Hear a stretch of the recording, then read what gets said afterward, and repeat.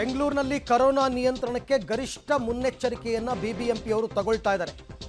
ಇದರ ಮತ್ತೊಂದು ರೂಪಾಂತರದಲ್ಲಿ ಈಗ ಸದಾಶಿವನಗರ ರಸ್ತೆಯಲ್ಲಿ ಸ್ಯಾನಿಟೈಸೇಷನ್ ಮಾಡ್ತಾ ಇದ್ದಾರೆ ಕಂಪ್ಲೀಟ್ ಆಗಿ. ಉಪಮುಖ್ಯಮಂತ್ರಿ ಡಿ.ಕೆ. ಶಿವಕುಮಾರ್ ಮನೆ ಬಳಿ ಸೇರಿದಂತೆ ರಸ್ತೆಗಳಲ್ಲಿ ಸ್ಯಾನಿಟೈಸೇಷನ್ ಬಿಬಿಎಂಪಿ ಸಿಬ್ಬಂದಿಯವರು ಈ ಕೆಲಸವನ್ನು ಮಾಡ್ತಾ ಇದ್ದಾರೆ. ಮೊನ್ನೆ ಅಷ್ಟೇ ಒಂದು ಸುದ್ದಿಯನ್ನು ಕೊಟ್ಟಿದ್ವಿ.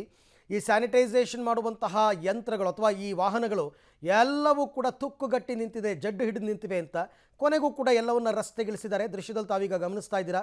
ಪ್ರತಿ ಭಾಗದಲ್ಲಿ ಅಂದರೆ ಹೆಚ್ಚೆಚ್ಚು ಜನ ಓಡಾಡ್ತಕ್ಕಂಥ ಭಾಗದಲ್ಲಿ ಈ ಸ್ಯಾನಿಟೈಸೇಷನ್ ಸ್ಪ್ರೇ ಅದು ಯಾವ ರೀತಿ ಇದೆ ಅಂದರೆ ಅದೊಂದು ರೀತಿ ಈ ಕ್ರಿಮಿನಾಶಕಗಳನ್ನ ಮಾಡ್ತಾರಲ್ಲ, ಸಿಂಪಡಣೆ ಮಾಡ್ತಾರಲ್ಲ, ಆ ರೀತಿ ಮಾಡ್ತಕ್ಕಂಥದ್ದು.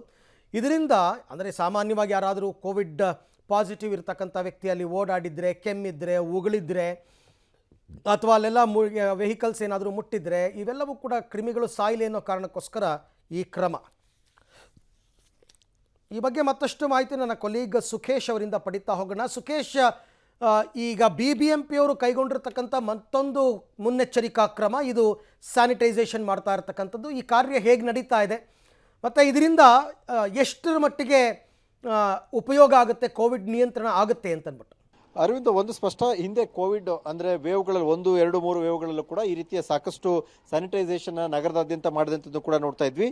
ಈ ಬಾರಿ ಅಷ್ಟು ದೊಡ್ಡ ಪ್ರಮಾಣದಲ್ಲಿ ಅಥವಾ ಲಾಕ್ಡೌನ್ ಅನ್ನೋ ಹಂತಕ್ಕೆ ಬರದೇ ಇದ್ರೂ ಕೂಡ ಸಾಕಷ್ಟು ಜಾಗೃತಿ ಮತ್ತು ಜನರಲ್ಲಿ ಈಗಾಗಲೇ ಅವೇರ್ನೆಸ್ ಮೂಡಿಸುವಂಥದ್ದು ಮತ್ತು ಟೆಸ್ಟಿಂಗ್ ಕೂಡ ಸ್ಟಾರ್ಟ್ ಮಾಡಿರುವಂಥದ್ದು ಕೂಡ ನಡೀತಾ ಇದೆ. ಹಾಗಾಗಿ ಆ ರೀತಿಯ ಸ್ಯಾನಿಟೈಸೇಷನ್ನ ಮಾಡುವಂತಹ ಪ್ರಯತ್ನದ ಭಾಗವಾಗಿ ಇವತ್ತು ಸದಾಶಿವನಗರದಲ್ಲಿ ಅಂದರೆ ಡಿ.ಸಿ.ಎಂ. ಡಿ.ಕೆ. ಶಿವಕುಮಾರ್ ನಿವಾಸವೂ ಸೇರಿದಂತೆ ಸಾಕಷ್ಟು ರಸ್ತೆಗಳಲ್ಲಿ ಬೆಳಗಿನಿಂದಲೂ ಕೂಡ ಸ್ಯಾನಿಟೈಸೇಷನ್ ನಡೀತಾ ಇತ್ತು ಅನ್ನುವಂಥದ್ದು. ಈಗ ಕಡೆಯ ಹಂತವಾಗಿ ಆ ರಸ್ತೆಯ ಮಾರ್ಗ ಮೂಲಕವಾಗಿ ಒಂದಷ್ಟು ಸ್ಯಾನಿಟೈಸೇಷನ್ ಕೂಡ ಮಾಡಲಾಗಿದೆ. ಅಂದರೆ ಹಿಂದೆ ಹೇಗೆ ಸ್ಯಾನಿಟೈಸೇಷನ್ ಇಡೀ ಬೆಂಗಳೂರು ಒಳಗೊಂಡಂತೆ ಪ್ರಮುಖ ಸ್ಥಳಗಳಲ್ಲಿ ಸ್ಯಾನಿಟೈಸೇಷನ್ ನಡೀತಾ ಇತ್ತು, ಅದೇ ಮಾರ್ಗದಲ್ಲಿ ವೆಹಿಕಲ್ ಮೂಲಕವಾಗಿ ಎರಡೂ ಫುಟ್ಪಾತ್ಗೆ ರಸ್ತೆ ಎರಡೂ ಆಸುಪಾಸುಗಳಿಗೆ ಸಂಬಂಧಪಟ್ಟಂತೆ ಫುಟ್ಪಾತ್ಗಳ ಮೇಲೆ ಸ್ಯಾನಿಟೈಸ್ ಮಾಡುವಂತಹ ಕೆಲಸವನ್ನ ಇವತ್ತು ಮಾಡಿರುವಂಥದ್ದು ಕೂಡ. Arvind, okay, thank you Sukhesh ತಮ್ಮ ಎಲ್ಲ ಮಾಹಿತಿಗಾಗಿ. ಬಟ್ ಇದನ್ನು ಕೇವಲ ಪ್ರತಿಷ್ಠಿತ ಬಡಾವಣೆಗಳಿಗೆ ಮಾತ್ರ ಸೀಮಿತ ಮಾಡ್ದೇ ಎಲ್ಲ ಏರಿಯಾಗಳಿಗೂ ಮಾಡಬೇಕು.